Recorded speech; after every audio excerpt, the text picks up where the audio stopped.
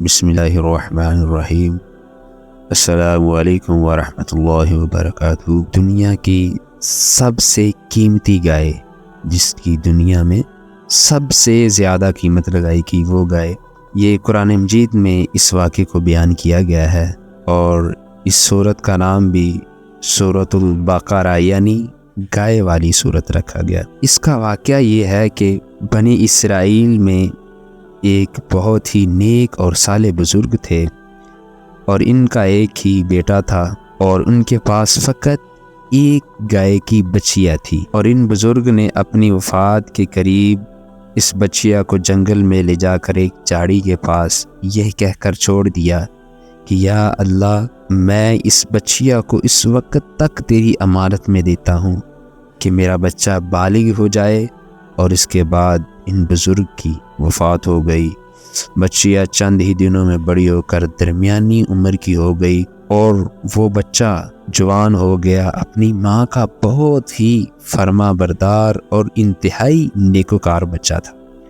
اس نے اپنی رات کو 3 حصوں میں تقسیم کر رکھا تھا۔ ایک حصہ یہ سوتا تھا، ایک حصہ اللہ تبارک و تعالیٰ کی عبادت میں گزارتا، اور ایک حصہ اپنی والدہ محترمہ کی خدمت میں گزارتا۔ روزانہ صبح کو جنگل سے لکڑیاں کاٹ کر لاتا، اور ان کو فروخت کر کے 1/3 رقم جو تھی وہ صدقہ کر دیتا، 1/3 اپنی ذات پر خرچ کرتا، اور 1/3 رقم اپنی والدہ کو دیتا۔ ایک دن لڑکے کی ماں نے کہا، میرے پیارے بیٹے، تمہارے باپ نے میراث میں ایک بچیا چھوڑی ہے، جس کو انہوں نے فلاں جھاڑی کے پاس جنگل میں اللہ تبارک و تعالیٰ کی امانت میں سونپ دیا ہے۔ اب تم اس جھاڑی کے پاس جا کر یوں دعا مانگو، اے ابراہیم و اسماعیل و اسحاق علیہ السلام کے خدا، تو میرے باپ کی سونپی ہوئی امانت مجھے واپس کر دے۔ اور ان کی والدہ نے فرمایا کہ اس بچیا کی جو نشانی ہے وہ یہ ہے کہ وہ پیلے رنگ کی ہے، اور اس کی کھال اس طرح چمک رہی ہوگی گویا کہ سورج کی کرنیں اس میں سے نکل رہی ہیں۔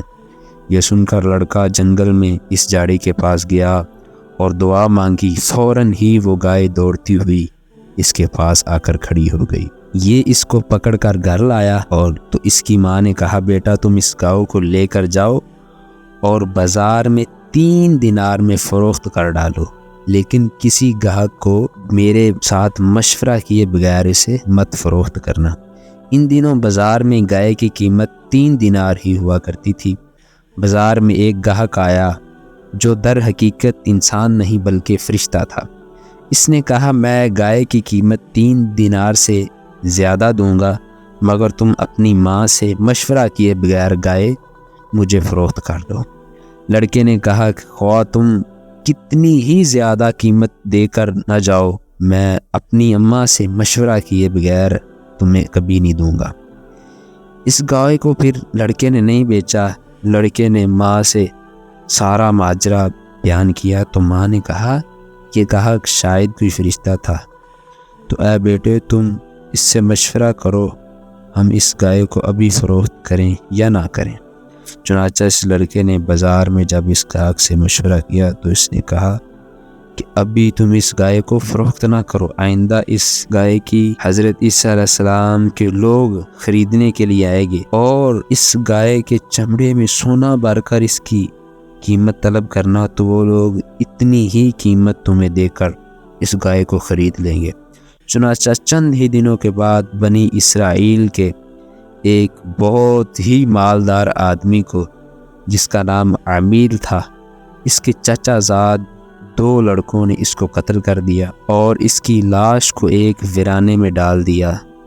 صبح کو قاتل کی تلاش شروع ہوئی، مگر کوئی سراغ نہ ملا، مگر کچھ لوگ حضرت موسیٰ علیہ السلام کی خدمت میں حاضر ہوئے اور قاتل کا پتہ پوچھا، تو آپ نے فرمایا، تم لوگ ایک گائے ذبح کرو اور اس کی زبان یا دم کی ہڈی سے لاش کو مارو، تو وہ زندہ ہو کر خود ہی اپنے قاتل کا نام بتا دے گی۔